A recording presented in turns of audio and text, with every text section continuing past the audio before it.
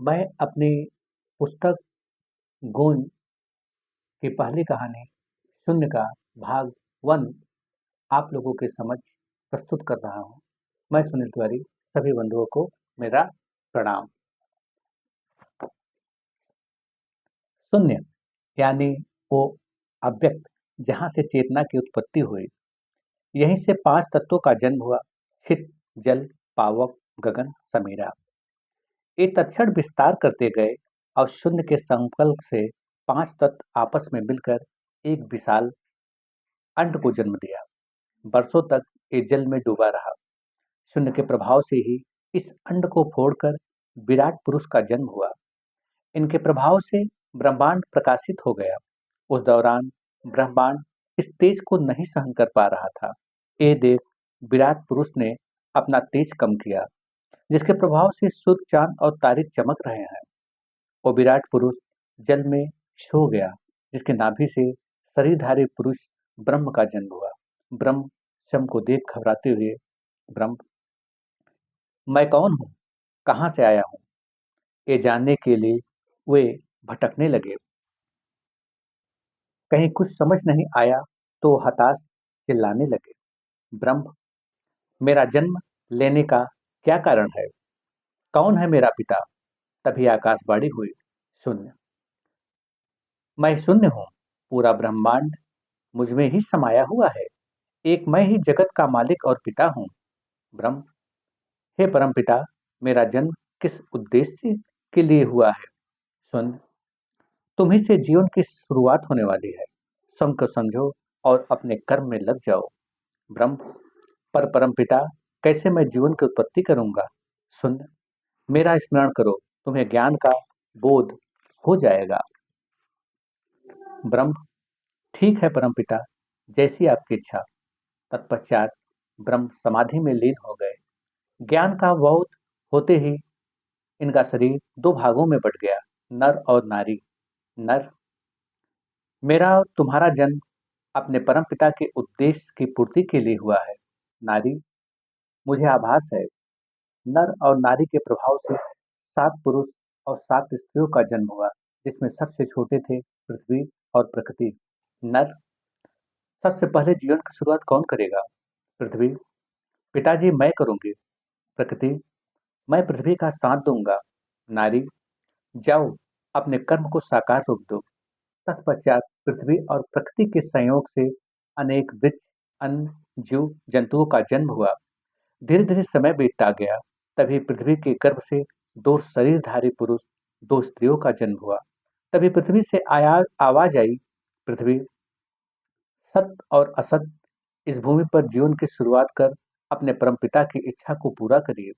सत, जी पिताजी।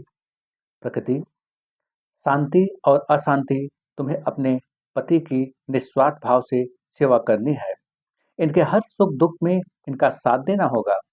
शांति, मैं अपने कर्तव्य का निस्वार्थ भाव से पालन करूंगा। अशांति, मैं भी अपने पति की निस्वार्थ भाव से सेवा करूंगी। देखते ही देखते परमपिता के आदेश से माया देवी ने इनके लिए आलीशान महल, सैनिकगढ़, नौकर की व्यवस्था कर दी।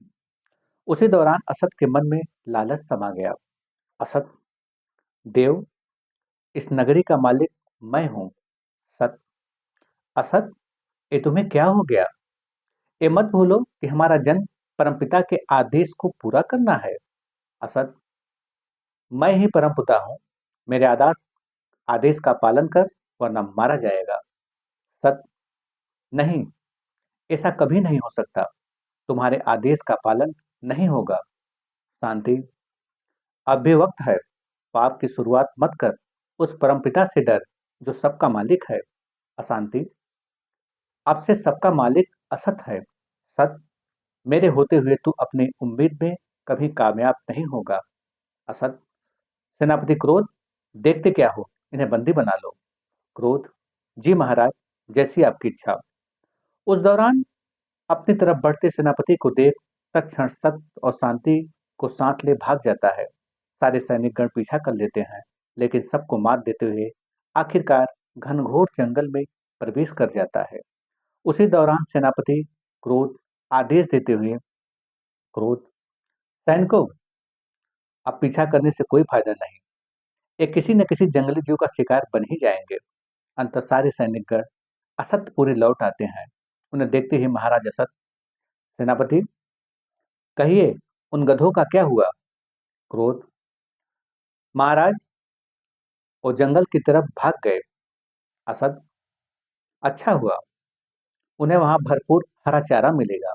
तभी मुस्कुराते हुए मंत्री घमंड, महाराज, क्यों ना इन गधों को बंदी बना दिया जाए? इन्हें इस तरह से छोड़ना हमारे साम्राज्य के लिए अच्छा नहीं होगा। असद। चिंता मत करो मंत्री, इन्हें जल्द ही कारागार तक पहुंचाएंगे। अशांति। महाराज, मुझे उस क्षण का बेसब्री से इंतजार रहेगा। असद। रानी, वो घड़ी जल्द ही आएगी। इतना कहते हुए महाराज सैनकक्ष की तरफ चले जाते हैं। उधर दूर दूर भटक रहे सत्य और शांति वृक्ष के समीप रुक आराम करते हैं। तभी भय से व्याकुल शांति, अब क्या होगा? पूरे साम्राज्य पर असद का अधिकार हो चुका है। वो एक न एक दिन हमें बंदी बना ही लेगा। आखिर इस तरह कब तक छिपते रहेंगे? सत्य। धैर्य रखो शांति, अब परमपिता ही मुझे रास्ता दिखाएंगे। शांति। सत्य, कैसे धैर्य रखूं? दुख के बादलों ने चारों तरफ से हमें घेर लिया है। क्या आपको नहीं दिखाई दे रहा है? सत्य। मुझ पर विश्वास रखो, उस पिता पर विश्वास रखो जो हर कदम पर हमारे साथ खड़ा है। इतना कहते हुए एक दूसरे के गले लग जाते हैं। उधर महाराज असद अपने पुजारी कष्टदेव से वार्तालाप करते हुए, असद, कष्टदेव, कोई ऐसा उपाय बताओ जिससे मैं अमर हो जाऊं। कष्टदेव। महाराज, ऐसा कोई उपाय नहीं है। असद। तो पता लगाओ पुजारी। कष्टदेव। मेरे हिसाब से यदि आप काल को प्रसन्न करेंगे तो निश्चय ही मृत्यु पर विजय प्राप्त कर लेंगे। असद। तो किस तरह कालदेव प्रसन्न होंगे? कष्टदेव। उनके दरबार में रोज एक इंसान की बलि चढ़ाइए। देखना, एक न एक दिन उन्हें प्रसन्न होना ही पड़ेगा। असद। दूसरा उपाय क्या है? कष्टदेव। आप आत्मशक्ति के द्वारा शून्य में स्थित हो जाइए। असद। मेरे हिसाब से पहला उपाय बेहतर है। इसकी शुरुआत हमें किसी बुद्धिमान व्यक्ति से ही करनी होगी। उसी दौरान कष्टदेव की तरफ मुस्कुराते हुए असद, आपसे ज्यादा बुद्धिमान मेरे साम्राज्य में कोई दूसरा नहीं है, इसलिए इसकी शुरुआत हम आपसे ही करेंगे। कष्टदेव। महाराज, मुझ पर दया करिए। असद। किस बात की दया? तुम्हारी बलि जाया नहीं जाएगी। अपने महाराज के लिए ये त्याग जरूरी है। कष्टदेव। मैं अभी मरना नहीं चाहता हूँ। असद। तुम मर कहाँ रहे हो, बल्कि अमर होने जा रहे हो। उसी दौरान सेनापति क्रोध की तरफ देख असद, सेनापति, इन्हें ले चलिए, ये नेक काम आज ही करेंगे। तत्पश्चात महाराज अपनी रानी अशांति के साथ सीधे कालदेव के मंदिर पहुंचते हैं। पूजा अर्चना कर ज्यों ही अपने खड्ग निकालते हैं, उसी क्षण पुजारी कष्टदेव, महाराज, एक राज की बात बताना चाहूंगा। सत का पहला पुत्र ही तुम्हारे साम्राज्य का अंत करेगा। असत। कोई बात नहीं, तब तक मृत्यु पर विजय प्राप्त कर लेंगे। अशांति। महाराज विलंब मत करिए, बलि चढ़ा कालदेव को प्रसन्न करिए। अंत महाराज पहली बलि चढ़ा प्रसाद के तौर पर रक्त का रसपान करते हैं। तभी सेनापति क्रोध, मंत्री घमंड, सारे सैनिकगण जय जयकार करने लगते हैं। तत्पश्चात महाराज अपने रथ पर सवार हो सीधे महल पहुंचते हैं। उस रात महाराज को परेशान देख रानी अशांति, महाराज, आखिर बात क्या है? आप इतने परेशानी दिखाई दे रहे हैं। असद। मुझे कष्टदेव की बातें सता रही है। यदि जल्द ही कोई उपाय न मिला तो ये मेरे लिए अच्छा नहीं होगा। अशांति। सारे सैनिकगण उनकी खोज के लिए लगा दीजिए। देखना, वे आपसे बचकर नहीं निकल पाएंगे। असद। तुम्हारा कहना ठीक ही है, हमें ऐसा ही करना चाहिए। तत्पश्चात महाराज सैनकक्ष की तरफ चले जाते हैं। उधर जंगल में किसी तरह सत दुख का पल बिता रहा था। तभी मायूस शांति, सत, मैं तुम्हारे बच्चे की मां बनने वाली हूँ। क्या हमारे बच्चे का परवरिश जंगल में होगा? सत, हमारे बच्चे का परवरिश उसके माँ के गोद में होगा। इससे बेहतर सुख संसार में और कहीं नहीं। शांति। इस तरह भावनाओं में जीने से दुख ही मिलेगा। सत शांति की राह पर दुख जायज ही है। इतना कहते हुए सत अपने रानी के गले लग जाता है। अगली सुबह होते ही महाराज असत आदेश देते हुए, असत, सेनापति, जाओ, पूरा जंगल छान मारो, सत बचना नहीं चाहिए, उसे जिंदा मेरे पास ले आइए। क्रोध, जी महाराज, हम जल्द ही सत को आपके सामने पेश करेंगे। कुछ क्षण ज्यों ही जाने के लिए रवानगी लेते हैं, उसी वक्त मंत्री घमंड, ठहरो सेनापति, हम भी तुम्हारे साथ चलेंगे। आखिरकार विशाल सेना ले निकल पड़ते हैं। उधर धीरे धीरे समय बीतता चला गया। शांति प्रसव पीड़ा से गुजर रही थी और थोड़ी ही देर में एक अलौकिक पुत्र को जन्म देती है। उसी दौरान सेनापति क्रोध अपने सैनिक गण के साथ जंगल में प्रवेश कर जाते हैं। तभी घोड़ों की टक टक की आवाज सुन घबराते हुए सत, शांति, जल्दी करो, भागो यहाँ से, लगता है असत के सारे सैनिकगण जंगल को घेर चुके हैं। शांति, पर यहाँ से कहाँ जाएंगे? सत, यहाँ से थोड़ी ही दूर पर बैदंती नदी की है, किसी भी तरह हमें यहाँ पहुँचना ही होगा। शांति, वहां जाने से क्या मतलब सिद्ध होगा? सत, इस सब सवाल जवाब का समय नहीं है, चलिए जल्दी करिए। तत्पश्चात सत अपनी रानी शांति को साथ लेकर भागते हुए नदी के पास पहुंच जाता है। सत, शांति, बस थोड़ी ही देर में सैनिकगण यहाँ पहुंच जाएंगे, हमें बच्चे को छोड़ना होगा वरना हम सब मारे जाएंगे। शांति, नहीं, नन्ही सी जान को किसके भरोसे छोड़ेंगे? सत, विश्वास करो अपने परमपिता पर, वो हमारे साथ हैं। उस क्षण सत चार छूल के पत्ते तोड़ दलिया के आकार का आकृति बनाता है। सत, शांति, बच्चा मुझे दीजिए। शांति, मुझ पर रहम करो, मेरे बच्चे से जुदा मत करो। सत, इसके जीवन के लिए हमें इसे जुदा करना ही होगा। इतना कहते हुए बच्चा को अपने गोदी में ले आखिरकार आखिरी बार चुम्बन लेते हुए उसे डोली नुमा फूल में रख बैदंती नदी में एक संदेश के साथ छोड़ देता है। उस दौरान अपने आंसुओं को नहीं रोक पाता, बेसोच शांति के गले लग वहीं बैठ जाता है। तब तक सेना की टुकड़ी उन्हें चारों तरफ से घेर लेती है।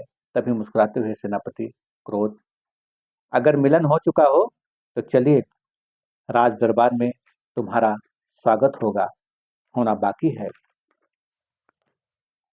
घमंड, सैनिकों, देखते क्या हो, इन्हें बंदी बना लो। अंत सत्य और शांति को बंदी बना लेकर चल देते हैं और थोड़ी देर में राज दरबार पहुंच जाते हैं। उस क्षण महाराज असत देखते ही, मेरे नयन तुम्हें देखने के लिए बेताब है, मैं अब अति प्रसन्न हुआ। उसी दौरान सेनापति क्रोध की तरफ देख असत, सेनापति, ससम्मान काल कोठरी की तरफ ले जाइए, इनके लिए इससे बेहतर स्थान और कोई नहीं। क्रोध, जी महाराज। उस क्षण महाराज को देख मुस्कुराते हुए सत, महाराज, मुस्कुराहट हमारे होठों की शान बन चुकी है, अब बैठकर सोचिए क्यों। असद, ले जाओ इसे, बंद कर दो काल कोठरी में।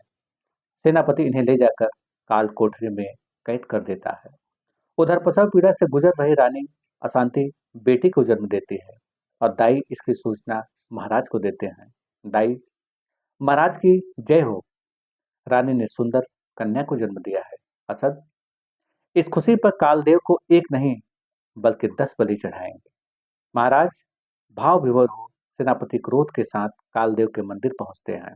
असद, तुम लोग अमर होने जा रहे हो, इसलिए प्रसन्न मुद्रा में अपना रक्त कालदेव को भेंट दीजिए। इतना कहते हुए अपने खड़क निकाल 10 इंसानों की बलि चढ़ाता है। चारों तरफ महाराज की जय जयकार होने लगती है।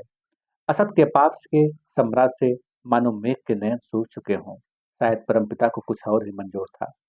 बदंती नदी में बहता हुआ बच्चा संत देव के आश्रम के करीब पहुंचता है। उस दौरान बच्चों की किलकारी सुन संत की नजर बच्चे पर पड़ती है। वो भागते हुए बच्चे के पास पहुंच उसे अपने गोदी में उठा लेते हैं। उस क्षण अलौकिक पुत्र के मस्तक पर शून्य का निशान देख सत्यदेव, शून्य का जन्म हो चुका है, अब पाप के साम्राज्य का अंत शून्य तुम ही करोगे। अब इसके आगे का कहानी आप लोगों को भाग 2 में मिलेगा।